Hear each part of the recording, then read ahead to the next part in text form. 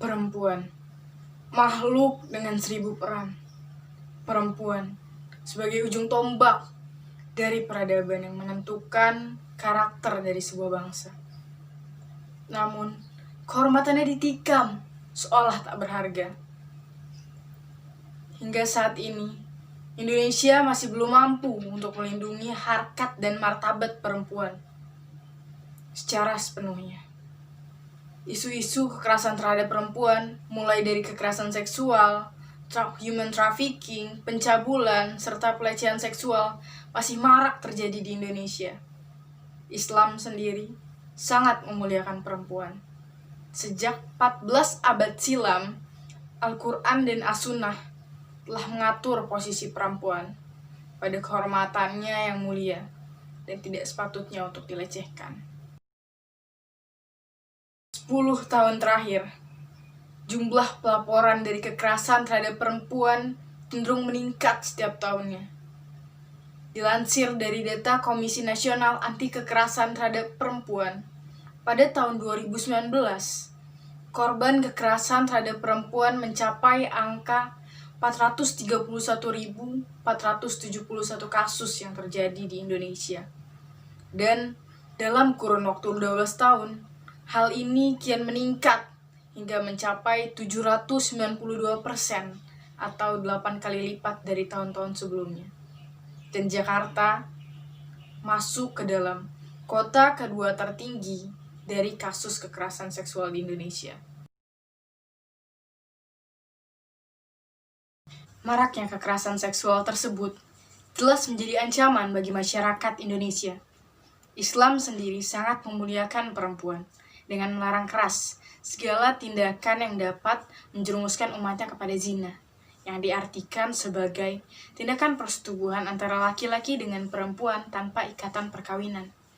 Allah berfirman dalam Quran Surat Al-Isra ayat 32, yang artinya, "Dan janganlah kamu mendekati zina, sungguhnya zina adalah suatu perbuatan yang keji dan suatu jalan yang buruk." Islam tidak serta-merta melarang umatnya tanpa sebuah alasan yang jelas. Berdasarkan penelitian mengenai seks bebas, yang dalam hal ini sangat erat kaitannya dengan zina. Seks bebas sangat berdampak buruk bagi kesehatan manusia, mulai dari menyebabkan kehamilan tidak diinginkan, risiko aborsi, terkena infeksi menular seksual, dan yang terparah bisa menimbulkan HIV dan berujung pada kematian. Selain itu, kekerasan seksual juga bisa menghancurkan masa depan dari seorang perempuan dan menyebabkan trauma yang mendalam bagi mereka. Berdasarkan penelitian dari Asrihman dan Hussein Haskari pada tahun 2014, dikatakan bahwa Indonesia memasuki peringkat ke-140 dari 208 negara di dunia yang menerapkan nilai Islam.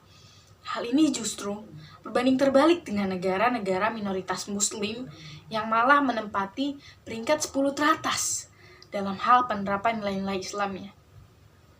Seperti halnya Kanada, Selandia Baru, Luxembourg, dan lain-lain. Namun Indonesia, negara mayoritas muslim, malah belum mampu untuk menerapkan nilai-nilai Islam dalam kehidupannya. Hal ini terbukti dengan maraknya kasus kekerasan seksual hingga saat ini di Indonesia. Hal ini sungguh disayangkan, karena jika Indonesia mampu untuk menerapkan nilai-nilai Islam secara lebih baik lagi, maka Indonesia mampu untuk memaksimalkan potensinya sebagai pasar industri halal terbesar di dunia. Hal ini dilansir berdasarkan laporan dari Global Islamic Economy yang memaparkan bahwa nilai industri halal di Indonesia terus bertambah setiap tahunnya, mencapai Compound Annual Growth Rate atau rasio pertumbuhan rata-rata gabungan 5-6% per tahunnya. Hal ini menurut Master Plan Ekonomi Syariah pada tahun 2019 sampai dengan tahun 2024. Untuk memecahkan masalah-masalah tersebut sekaligus memaksimalkan potensi industri halal di Indonesia, maka Fatimah Kos hadir sebagai inovasi kosan halal berbasis syariah yang mendukung penerapan nilai-nilai Islam di Indonesia secara lebih kafah, khususnya di Jakarta. Jika kita lihat, kosan syariah memanglah bukan hal yang asing bagi masyarakat Indonesia. Indonesia sendiri telah memiliki beberapa kosan syariah yang tersebar di berbagai wilayah, mulai dari Aceh, kota dengan nilai-nilai Islam yang telah kental, ada Lampung, Bogor, Surabaya, Makassar, dan Jakarta. Kami memilih Jakarta sebagai lokasi kosan kami karena melihat potensinya yang sangat tinggi. Dan kosan kami tentu berbeda dengan kosan lainnya yang berada di Jakarta, yang mereka hanya melabelkan syariah dan mengatasnamakan syariah berdasarkan persyaratan untuk membawa akte nikah bagi para pasutur yang ingin menginap di dalamnya.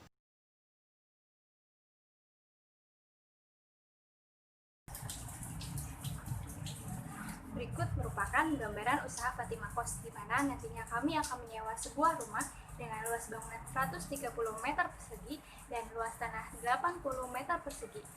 Dalam menyewa sebuah rumah, kami menggunakan akad ijarah atau pembayaran sewa menyewa tanpa pemindahan hak kepemilikan.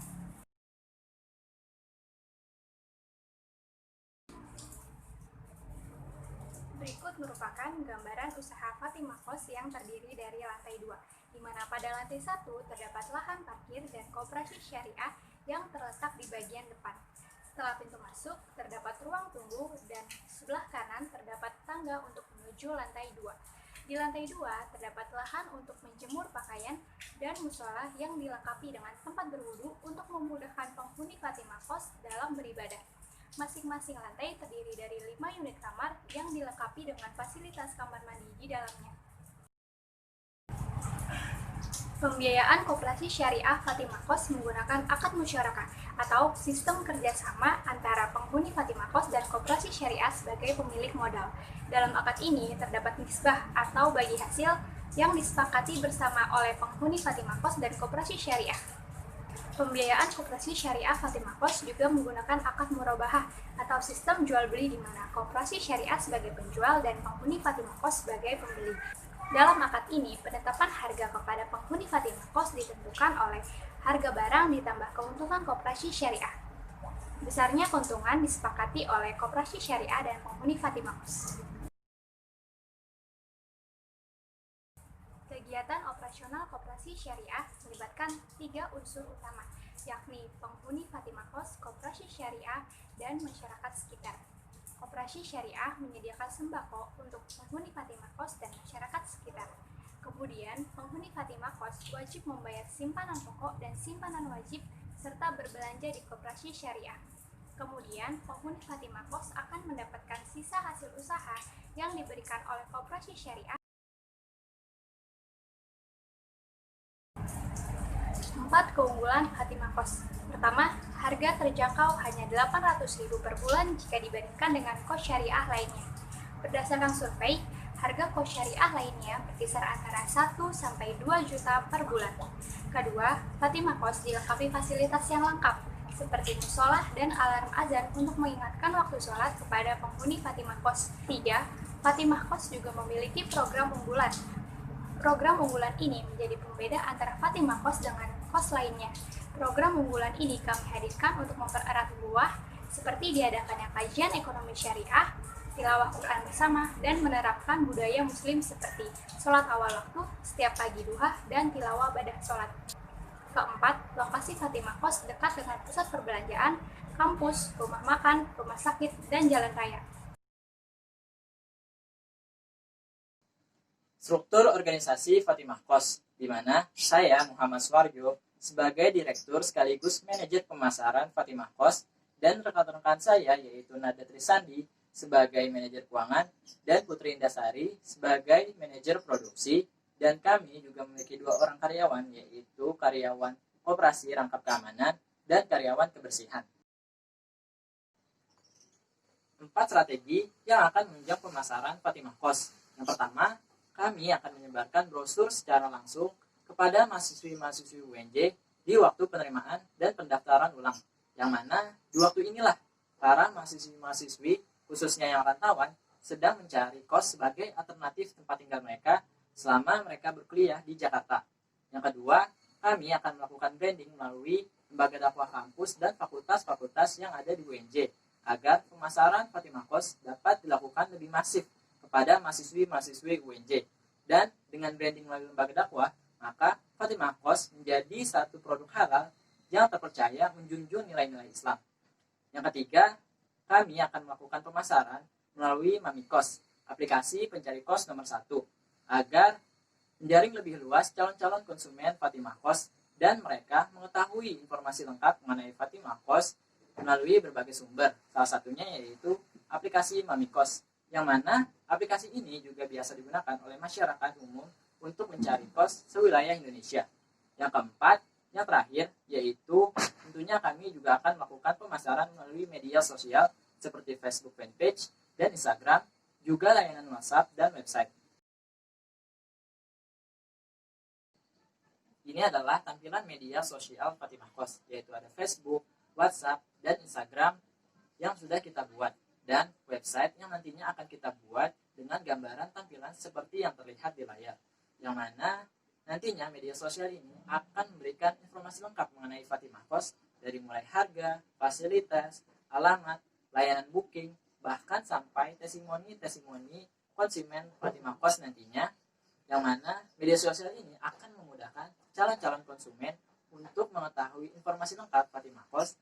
Jadi tanpa datang langsung ke Fatimah Kos, hanya dengan media sosial dapat mengetahui informasi Fatimah Kos dan memesannya secara online.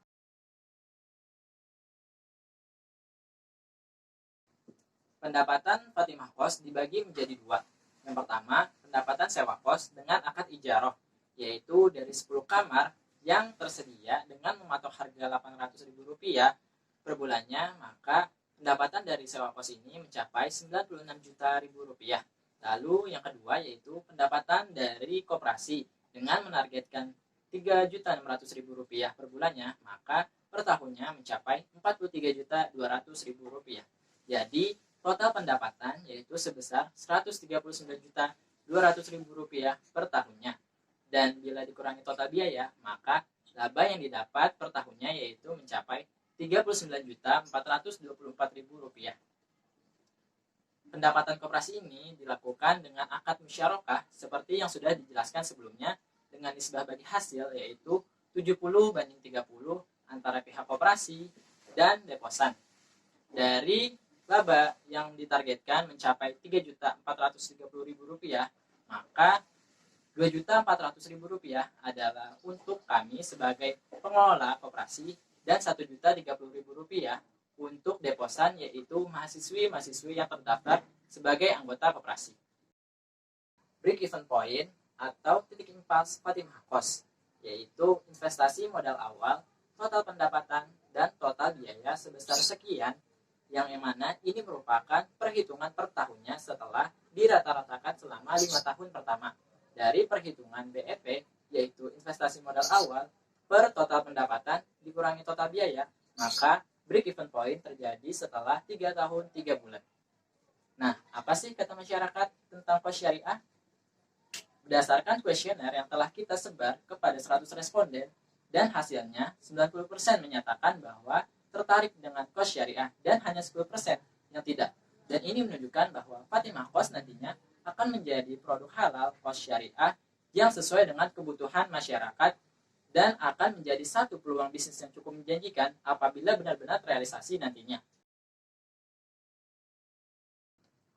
Proyeksi laba rugi 5 tahun pertama usaha Fatimah Kos, yang mana di tahun pertama sudah mendapatkan keuntungan sebesar Rp9.742.000, dan di tahun kedua seterusnya keuntungan cenderung stabil yaitu di angka Rp46.400.000. Dan berdasarkan gambaran grafik ini, Fatimah Kos menjadi satu produk halal yang juga mempunyai prospek bisnis yang cukup menjanjikan.